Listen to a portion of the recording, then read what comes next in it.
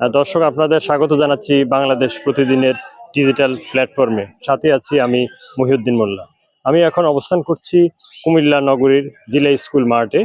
এখানে সকাল থেকে এখান থেকে কুমিল্লার 11টি আসনে ব্যালট এবং নির্বাচনী সরঞ্জাম পাঠানো হয়েছে।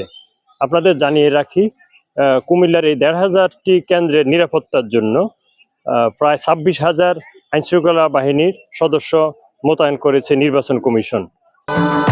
ভবিষ্যৎ হোক নিরাপদ, বিনিয়োগ হোক বিশ্বস্ত, আর আমার পছন্দ সল্ট বে। ওয়েলকাম টু সল্ট বে।